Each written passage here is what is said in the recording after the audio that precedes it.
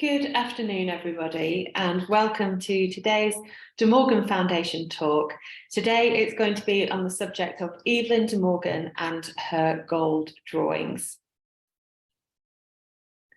The occasion of giving this talk is the fact that I'm actually speaking to you today from Leighton House Museum in Holland Park in London. And just upstairs from where I am in this basement office, this exhibition is just about ready to open to the public. It will be opening tomorrow, which, if you're watching live, is Saturday, the 11th of March, 2023, and it's open until August 2023. This exhibition brings together for the first time as many drawings as possible by Evelyn De Morgan that are created in gold pigment on dark paper. They reveal much about her artistic training and technique, her interests and inspirations, and other artists she was in conversation with in the Victorian period. And by displaying them together, we can not only appreciate their unique luminosity and beauty, but we can also understand several important aspects about her career. So in this talk, I will take you through her artistic training, the works that inspired her, and finally we'll look at the exhibition and critical review of some of these drawings. So first of all, I'd like to introduce Evelyn De Morgan's artistic process. And the best way to do that is through this gold drawing, one of the latest that's in the exhibition and that we know of, dated 1902. And you can just see down at the bottom left-hand corner of this picture that it is inscripted and dated EDM 1902. St. Francis was a crucially important motif for Evelyn De Morgan, and it's one that she returned to a number of times throughout her career. She'd first become aware of this particular interpretation of the life of St. Francis and Holy Poverty, or St. Francis marrying Holy Poverty, on one of her trips to Assisi, where St. Francis was from, in 1874. While she was there, she visited the Basilica at Assisi and saw Giotto's impressive murals, where she was able to copy from them and sketch from them. And one that seemed to have particularly inspired her was this motif painted in fresco in the 15th century by the Renaissance master Giotto on the walls of the chapel in Assisi. We see St. Francis on the right-hand side, the stigmata burning brightly in both of his hands as he places a gold wedding band on this imagined and symbolic figure of holy poverty. The idea that poverty should be revered because by living in poverty, there's no material wealth getting in the way of one's religious or spiritualist beliefs. And by marrying holy poverty, St. Francis was turning his back on materialism to devote himself entirely to Christ.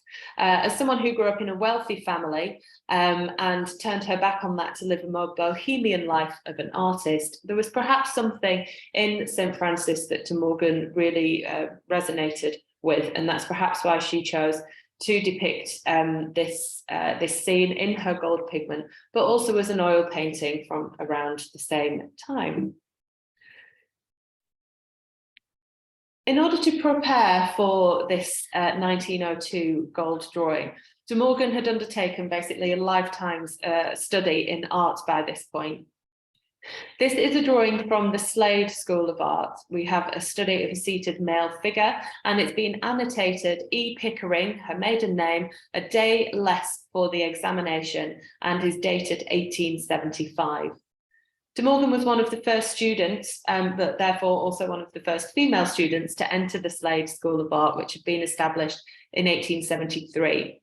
She soon stood out amongst her male peers, winning many accolades for her drawing from life and also for her compositional pieces, and eventually winning a full scholarship. In this drawing, we can see that she had a quite rigorous and astute understanding of the human form and how that could be replicated in pencil study. I particularly like this drawing because the feet are unfinished, and that allows us to see how she would start with quite a deft pencil line. There's a real confidence in her capturing the outline of the figure. but more so when she starts applying the shading with again, sort of very confident cross-hatched lines to build up what is very clear sinew, muscle, and bone underneath the skin. And that is something that she really honed and developed while she was at the Slade School, and really became a part of her artistic process, to the point where she would always draw, or usually, not always, I should say, draw two versions of a figure that she was planning for one of her compositions. And this would start with a figure on the left in this instance, a posed model, probably a professional model. And you can see that she has posed him in an arrangement that lends itself to the finished picture. So she's organising her composition and posing her models how she wants them to be seen.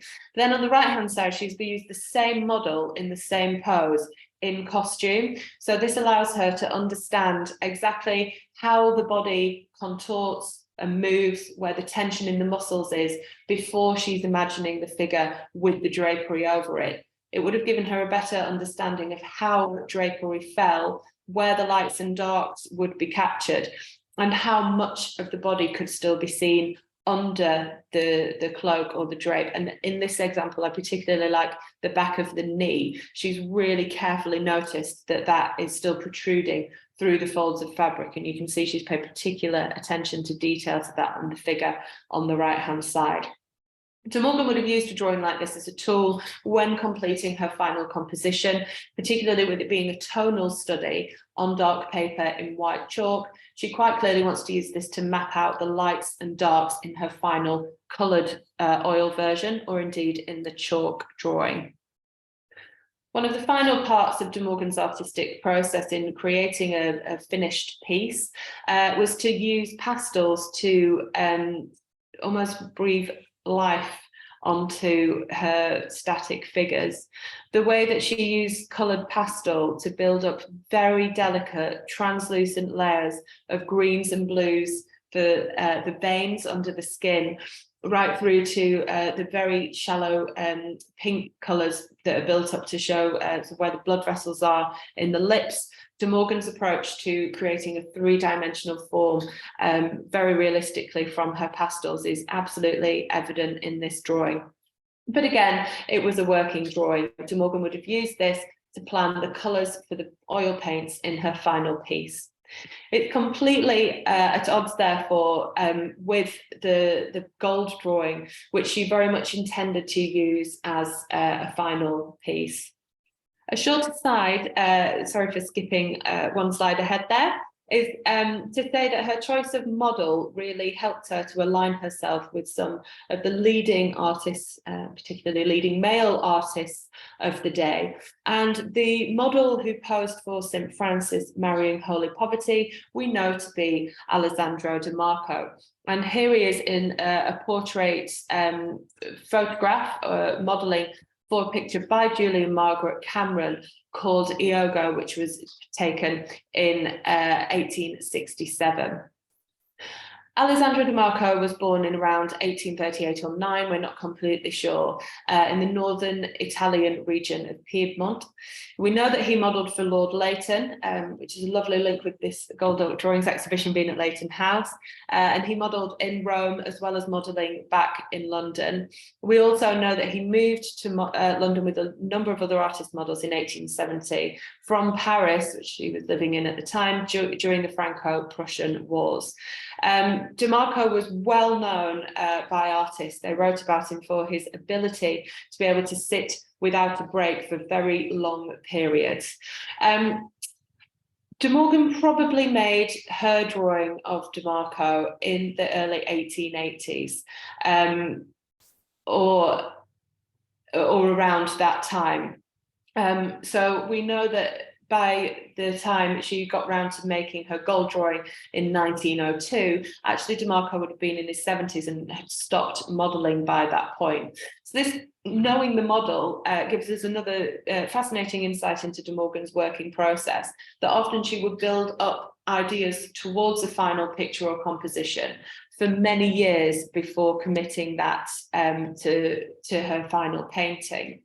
Outside of St. Francis is another example of this in her oeuvre. From her 1874 sketchbook, we have this very roughly mapped out detail for something that appears to be a working idea for a composition. We've got two figures coming out of a columned building with a landscape in the background and this sort of floating mass in the sky.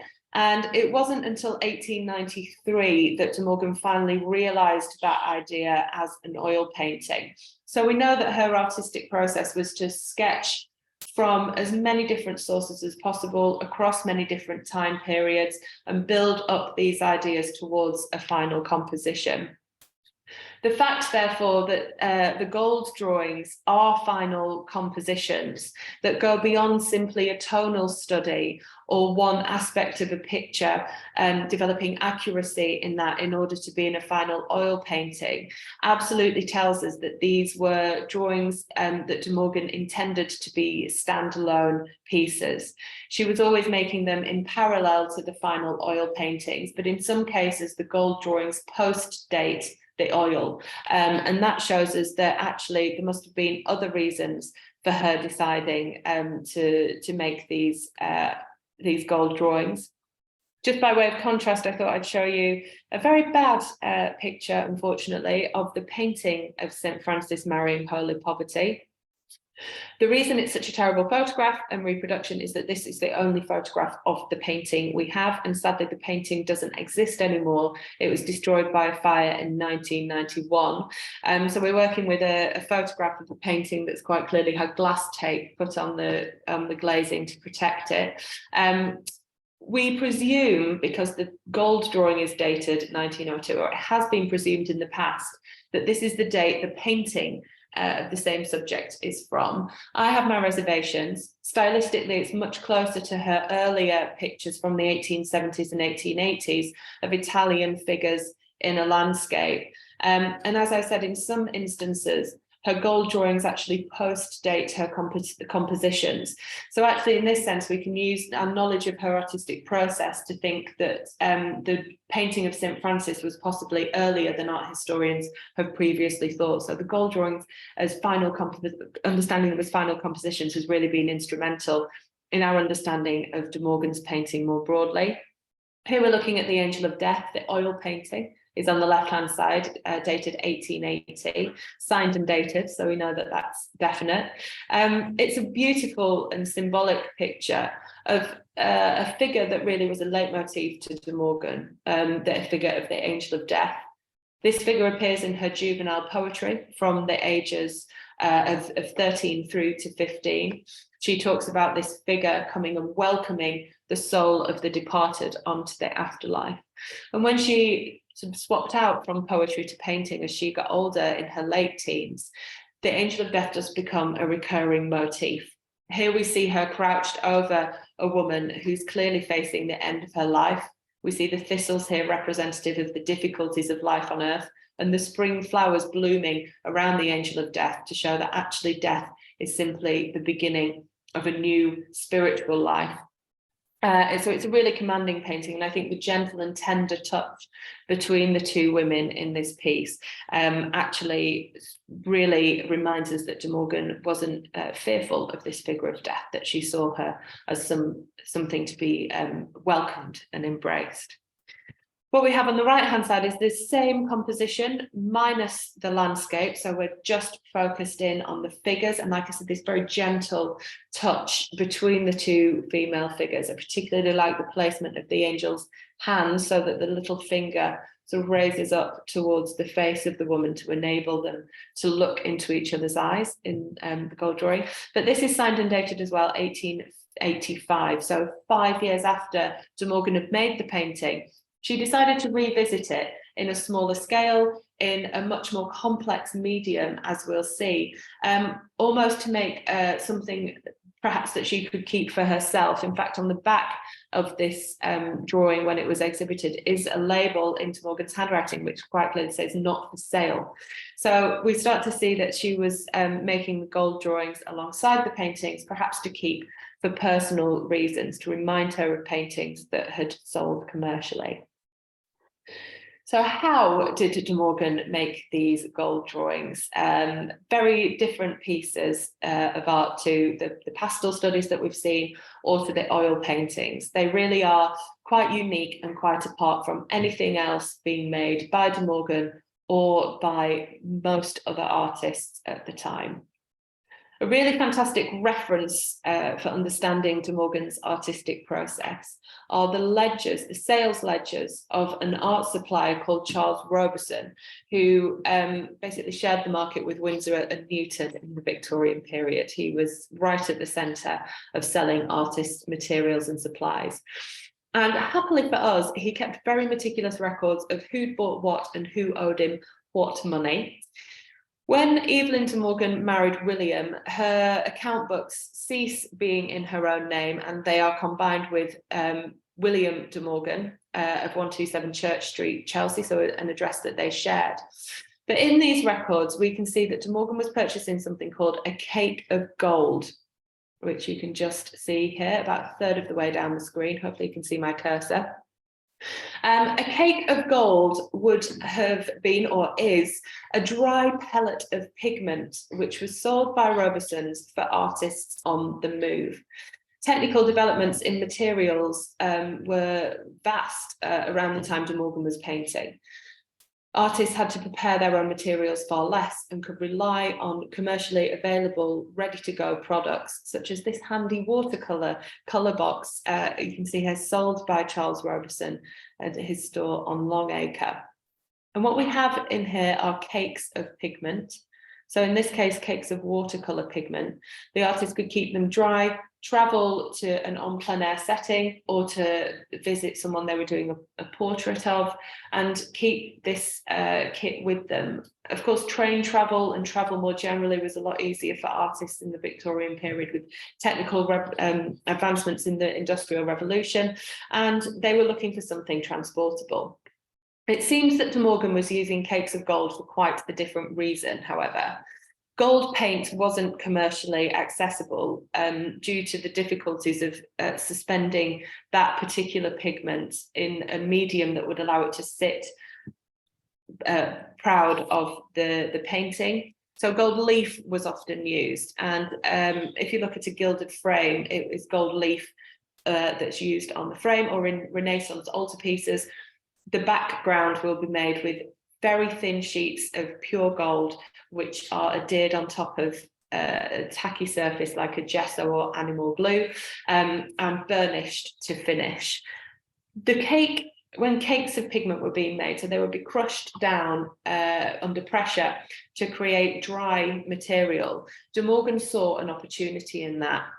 And we think what she did was grind down the cake of gold pigment and mix it with a gum arabic to create a gouache-like paint that she could then apply to the paper and achieve this very distinct appearance. One of the gold drawings in her series is mercifully unfinished, and I say that with such glee because it absolutely allows us to see how she was creating these pictures and what her working method was in putting them together. So we see here most of the composition has been sketched out in a yellow, sort of an ochre chalk, from the feathers in the wings to the rays of light to the absolute kind of gold aura around this angel figure. And then on top of that, the gold has begun to be applied by De Morgan. So we see these long painted lines of quite a wet pigment that make up the sleeve. And De Morgan's used very thin brush in very delft lines to absolutely accentuate and outline that wonderful drapery. And you can see the real thin brush has been used there to absolutely highlight the edges of the folds. I imagine that the artist would have then had to leave that to dry before working into it with another material, a darker chalk. And here, again, she's used a very crisp edge of a black chalk to really almost sculpt the appearance of this sleeve using her materials. And it creates such a depth that this sleeve, if you do come to Leighton House to see the exhibition, as I hope you do, it almost grows and unfolds in 3 dimensions from the picture when the light hits the gold. It is really a beautiful thing to behold. I imagine if De Morgan had finished this piece, she would continue in the same way, working her way across the good drapery and eventually to the face and hair of the angel before using her gold to cover up or enhance the aura coming from the angel. And we can certainly see that that is what she continued to do in building up her finished compositions, a lot of which do include angels. So this piece, Gloria in Excelsis, is a wonderful composition of 2 angels sent from heaven, holding and singing and playing the Gloria, which is the announcement of the birth of Christ to the shepherds in the nativity story in the Bible. Surrounding them are a choir of seraphim, so these winged cherub-like haloed floating heads that we see in the sky above them. And then underneath them, the ground looks completely desolate and barren compared to this flash of gold coming through the sky. So a very clear distinction here between the sacred in gold and the profane on earth. A real close look at this piece is absolutely well worth it, because the range of different uses and applications of her gold paint to create the depth and texture in monochrome in a single work is quite astounding, actually, in Gloria in Excelsis. We'll start with the cherubs' heads. These suggest that De Morgan was grinding down her cake of gold and using the dry pigment in a different way to the one I've just outlined, which was perhaps to make it into almost a crayon-like material, or certainly something solid that she could rub into the paper and burnish the surface. So when we look at this picture under a raking light, so a light taken from the side, it's very obvious that the paper looks sculptural, it looks molded into the shape of the faces, and that's through the action of rubbing the gold sort of crayon material into the cheeks of the cherub here and the tiny lips and around the chin to really create that 3 dimension. Again, on top of this, she's then used the dark chalk to create the shadows, which is so carefully and technically done with a very thin edge of chalk to really make the feathers feel light. And then she's rubbed it into the faces to again maintain this sculptural feel. Elsewhere in this single gold drawing, the texture of the big angel's wings is very different to the little wings of fluffy, sort of downy feathers that we saw with the seraphim. It would appear that what she's done to create this texture with the gold pigment is to use quite a long, soft paintbrush and to use quite a large volume of the gold material, but to water it down quite substantially in order to allow the long strokes to be created. And you can see that that's been done in this lovely repetitive motion to create the illusion of feathers that build up in the wing.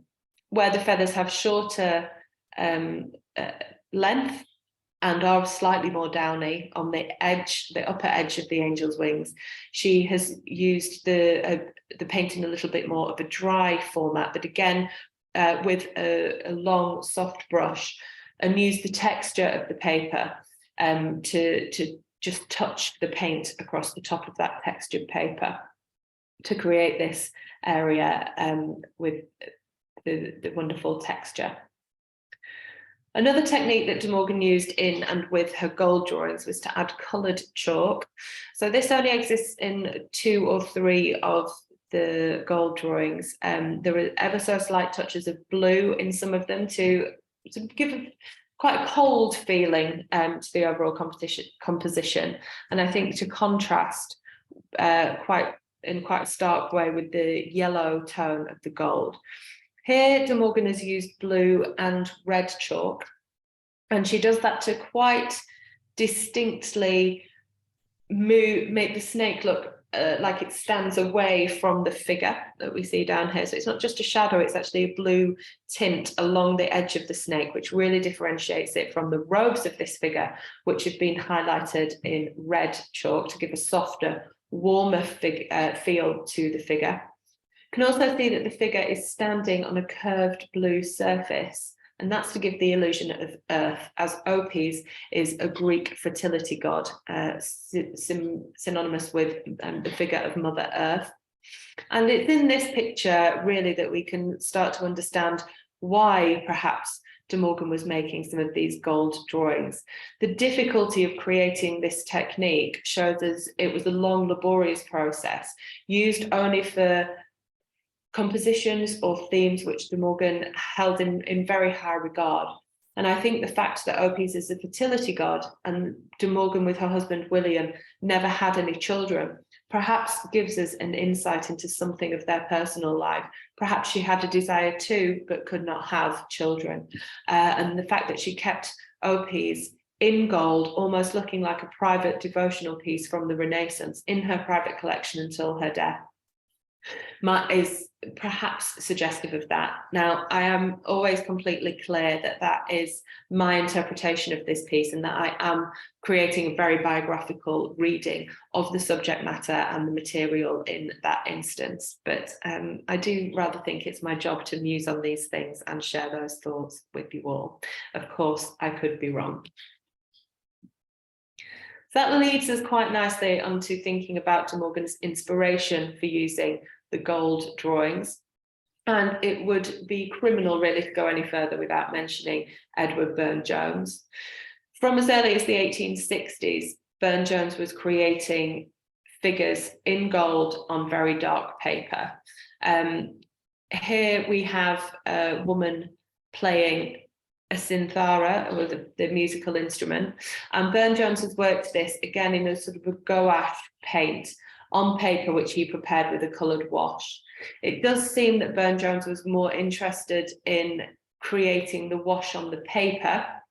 He would dunk his sheets of paper up to 25 times in an indigo dye in order to create the base to hold the gold. And of course, the gold contrasts so beautifully with that is perhaps the reason for him sort of becoming interested and wanting to experiment with that materiality. Burne-Jones, like I said, this piece is from 1896, which actually postdates quite a number of De Morgan's gold drawings, but he was making them as early as the 1860s. And it's possible that De Morgan had seen some of those exhibited, or at least knew of them from visiting his studio. And I think in having these two images in gold on dark paper up on the screen absolutely tells us that there must have been at least some visual dialogue between the two artists, because these two drawings are just so incredibly similar and created at around a similar time. Burne-Jones was really interested in the figure of Luna, who's the Roman goddess of the night sky. And he first sort of started creating these allegorical figures in the 1860s. Didn't realize them in gold until the 1890s, but we know that he was using this iconography quite early on. This drawing is one that Burne-Jones exhibited at the Burlington Fine Arts Club, and it's in that catalogue from 1889. Again, postdates De Morgan's drawings and her exhibiting the gold drawings, as we shall see. I think it's interesting to note that both artists as well created Luna as an oil painting study. So they were very similar on similar journeys. However, I do also think it's interesting that I am yet to locate a drawing in gold material on dark paper from the late 19th or early 20th century created by any artist other than these two. So for me personally, that really does align the artists certainly in their ideals and what they wanted to create and what they wanted to present to the public. If anybody does find one, please let me know. I'm so interested to see if any other artists were working in this medium. Burne-Jones supposedly had the idea to create the gold drawings on dark paper from his first seeing illuminated manuscripts with the art dealer Bernard Quaritch in the 1860s. And these are some of the illuminated manuscripts that passed through Quaritch's shop in that period. But De Morgan also had the same reference point. So this doesn't necessarily point to the fact that she was absolutely referencing Burne-Jones, but perhaps she was referencing the same reference material as Burne-Jones, and they had the same points of inspiration. We know De Morgan travelled widely around Italy from the 1870s, as we saw when we looked at St. Francis. She also was particularly interested in Renaissance art and in altarpieces and the work of Botticelli. And in her studies of this two young boys' heads from her copying of Botticelli's Madonna of the Magnificat, from as early as the 1870s, De Morgan actually does use gold pigment to highlight the hair of the young boys in this piece. And I know that's very hard to see on the screen when you can't see it glittering back at you, but the very light highlights are created in gold paint. So this shows that De Morgan was using gold pigment at least 10 years before she made her first gold drawing on dark paper. So her interest in using gold to highlight religious scenes, themes, and goddesses was present in other artwork she was working in outside of the gold drawings from much earlier than the gold drawings date. I also think a source of inspiration for De Morgan's gold drawings, them being monochrome, very closely resembling grisaille paintings, where figures in 3 dimensions and realistic compositions are treated only in grayscale, should be noted. We know that Evelyn De Morgan was very interested in the work of Andrea Mantegna, the Renaissance painter. And when she went to the Uffizi Gallery in the 1870s, she was quite taken with his adoration of the Magi, which you can see on the right-hand side in this incredible gilded frame. But it was the figures of the 3 wise men that she made a watercolor study for, and you can see them just basically in the center of the composition here. She was obviously very interested in replicating the color and the form, and it is almost a direct copy. However, I feel that she also used the paintings and drawings of Mantegna as sources of inspiration to create her own unique artworks. And to my mind, it's in particular Mantegna's The Cult of the Sibyl Coming to Rome, which captured her imagination. So this painting was bought by the National Gallery in 1873, a crucial year in De Morgan's artistic development, as she entered the National Art Training School before enrolling at the Slade School of Art.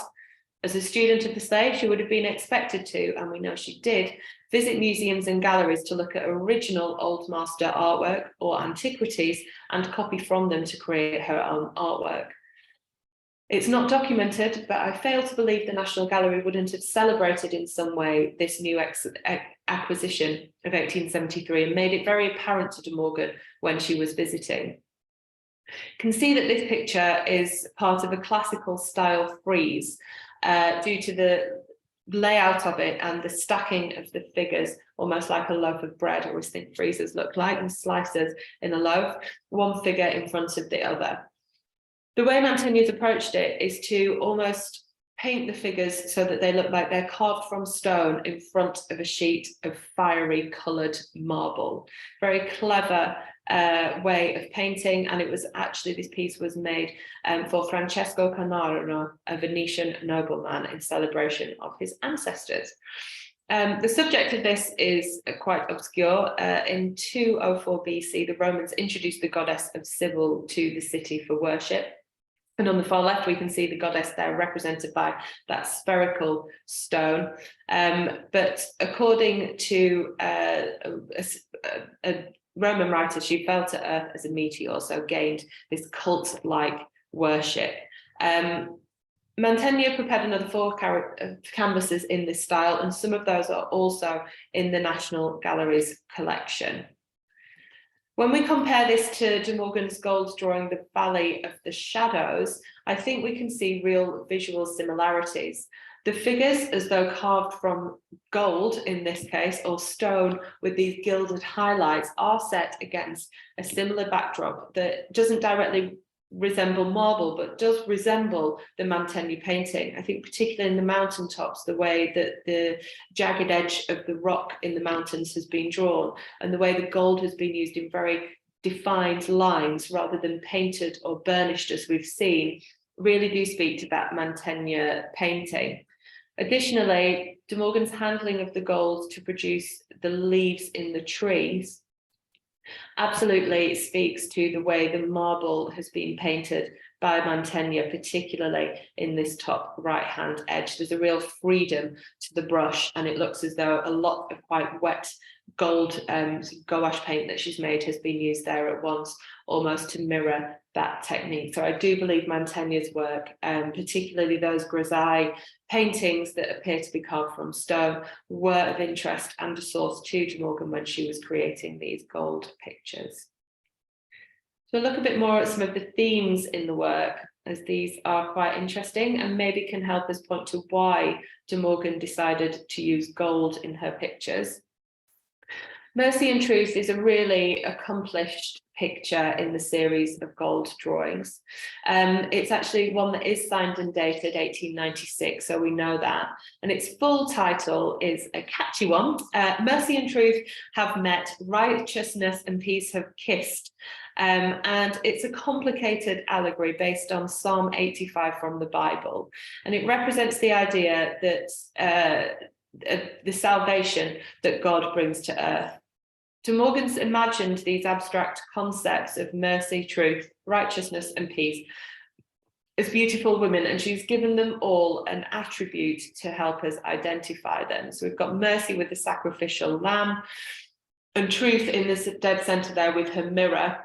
Peace on the left-hand side with doves, and righteousness is placed next to a balance or a scale, balanced soul. Unfortunately, this part of the drawing was so badly damaged that we don't have the full imagery of the scale, but you can just see a figure's hand holding what would have been the ruins of a balance, which should be in this area. Unfortunately, this picture was in quite bad shape and has been specially restored for the exhibition. So what De Morgan is hinting at here is the idea that through God's salvation, these quite opposing forces in human nature can come together. They can meet and they can embrace and they can kiss. And ultimately, it's this that will lead us all to this bright, shining destiny as reflected to us in truth's mirror. It was for subjects particularly like this, with quite dense symbolism and real spiritual meaning, that De Morgan reserved for her gold pigment. The price of the pigment is actually listed in Robeson's, and it's at least triple the price of a watercolour pigment cake, showing that this was a material that she really did want to reserve for subjects that were important to her. I think the fact that they took such a long time to make and had to be made with such careful precision probably also added to the fact she wanted to reserve them for her really spiritual works or her mythological works with quite high personal meaning. And that's certainly the case with Hero awaiting Leander. So according to Greek myth, Hero was a woman who fell in love with Leander, who actually lived across the sea from her. So every night she would wait outside for him with her lit torch, which we can see there, to guide his way in swimming across this quite treacherous strait back towards her, until, alas, the myth goes, he came no more and she was left awaiting him.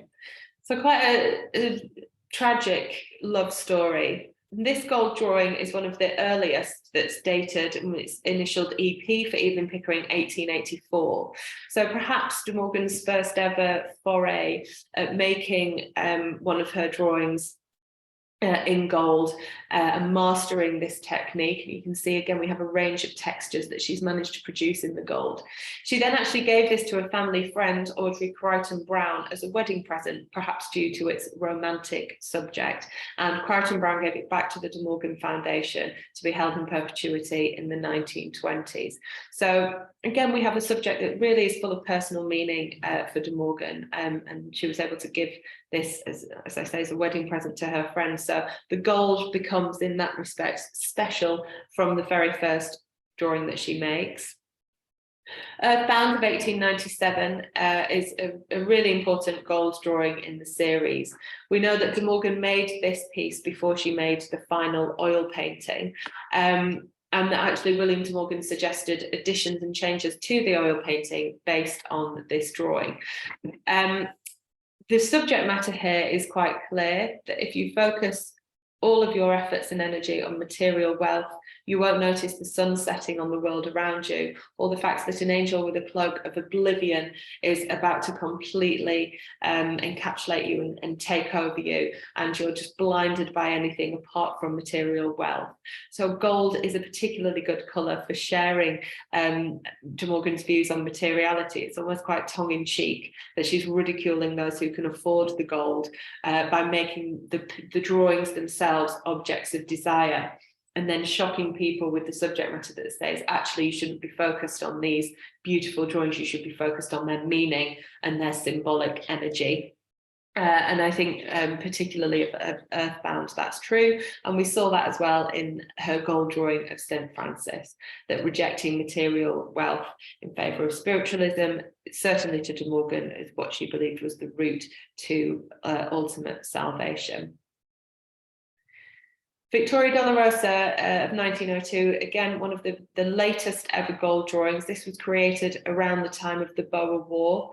And Victoria Dolorosa is the Latin for sorrowful victory. So we have victorious soldier wearing 15th century medieval armour being crowned with a laurel wreath here by this beautiful angel with an eagle flying next to it.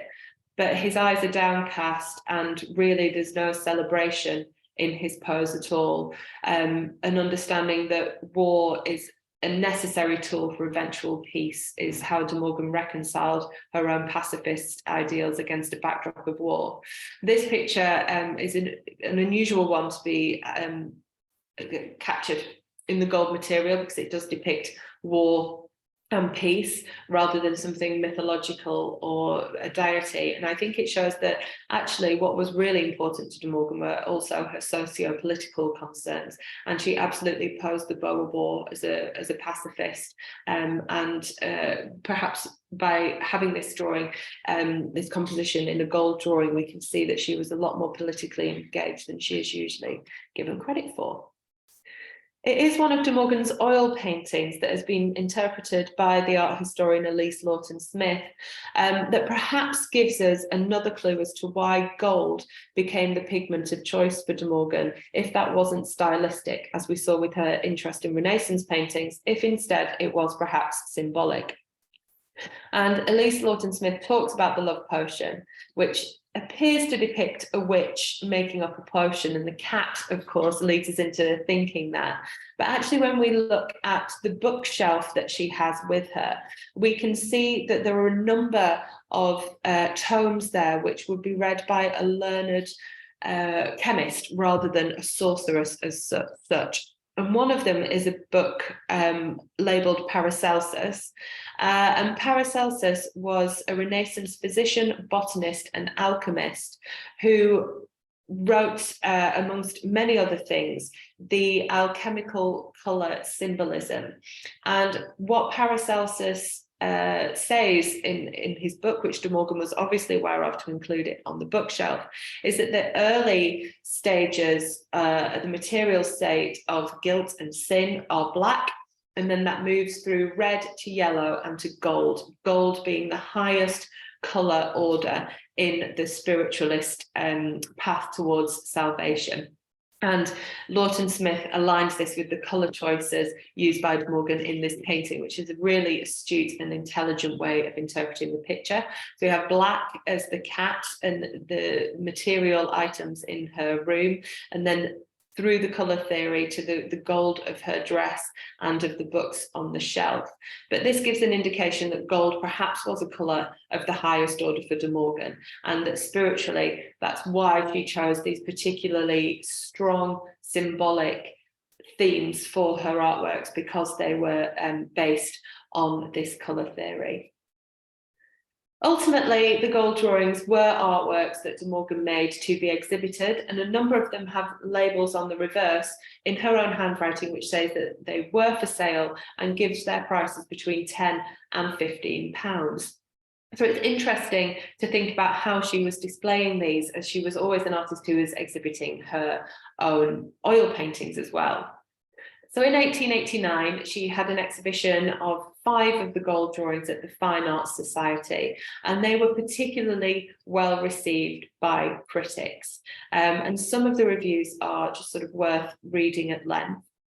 So a reporter for the Portfolio talked about the exhibition in general. He let us know that it was in November of that year. And of the drawings, he says the following: "It is a tradition amongst pessimists about the modern school that the painter of today, unlike his Italian predecessors of old, does not prepare for his picture making by close studies of the nude, of details, hands and feet and drapery and expressions and so forth. The drawings which from time to time, as in the instance before us, have come out of artists' studios into public view should help dispel this aspersion. The involved outlines in gold upon deep purple ground of Mrs. Evelyn De Morgan's imaginative designs are apart in medium and manner. Altogether, this exhibition makes one wish for a repetition of the experiment in the same place." So even though this journalist was talking about the exhibition as a whole, he singles out De Morgan's drawings as being quite apart in medium and manner from the others on display. Another review for Musical World, Wilfred Prager, talks about the exhibition and lists some of the artists represented as William Blake Richmond, Byrne Drones, Edward Poynter, Frederick Leighton, George Frederick Watts, the list goes on. But alongside or against that long list of the great and the good men of the day, he says, "Mrs. De Morgan's work in gold paint on dark ground is noticeable by reason of the peculiar effect obtained." I think for a female artist to receive such a notable review would have been quite exciting, actually, for De Morgan. The third review in The Guardian, again from November 1889, says, "Mrs. De Morgan, better known as Miss Evelyn Pickering, her works are alone prolific. It would be a good thing for English art to be like this more often." Sorry. So there again, an artist who's talking about the exhibition as a whole, singling out De Morgan's work as being of unique beauty within the drawings on display. And I think the reason for that, in fairness to the other artists, is that they were obviously showing working drawings like the St. Francis ones we looked at the beginning of this talk, whereas Evelyn was displaying finished artworks that were ready to be sold. The Souls Prison House is unique amongst the gold drawings because it actually is worked in silver as well. So the scroll held by the figure and the sky just outside the bars of the window are actually highlighted in silver, which I'm sure she would have made in the same way she made the gold. It's a picture that again picks up on one of these spiritualist themes as it displays a figure representing the human soul entrapped by the living body, awaiting release by emancipation upon death of the mortal body. So quite a profound subject to be handled in the gold paint.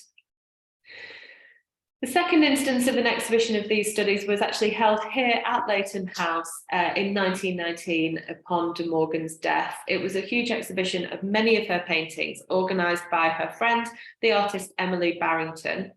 And in the catalogue for this exhibition, Barrington says, "Evelyn De Morgan usually did drawings of her designs in black and gold.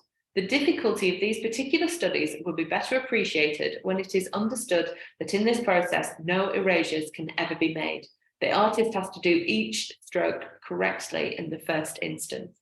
And I think reading that and knowing that actually does give a really huge appreciation of De Morgan's black and gold studies, as Barrington calls them, or gold drawings as we've called them for this exhibition, to understand that this was a technique that would have been very time consuming, very laborious for De Morgan to complete. But it was obviously understood in 1919, and particularly by Byrne, that these were quite unique and special pictures, which really did have to have their place as a special highlight and special mention in the catalogue in this exhibition, even alongside the oil paintings. The most recent public exhibition of one of these gold drawings was actually at Christie's in the sale of the collection of the Australian collector Joe Setton, which happened a couple of years ago, maybe in 2020. And this gold drawing of the subject of lux into Nebras really did outshine everything else that was on display in the exhibition for that Christie's sale. It shows a figure given sign of benediction, so a figure of salvation bursting forth through these swampy waters with snakes and alligators, so the symbols of the devil or the demon or earthly troubles alongside the figure here. So we've been blazing gold in this wonderful aura, or halo-like aura, bringing peace to earth. And it was such a beautiful picture that whilst I don't have a critical review of it, I can tell you that the price it realised was at least 3 times what the estimate was, an eye-watering sum of money for this, one of the most beautiful and accomplished of the gold drawings that exist by Evelyn De Morgan. So I hope in this talk I've been able to give you some insight into De Morgan's artistic process, her way of creating, why she made the gold drawings, and how these stand as standalone artworks against her oil paintings.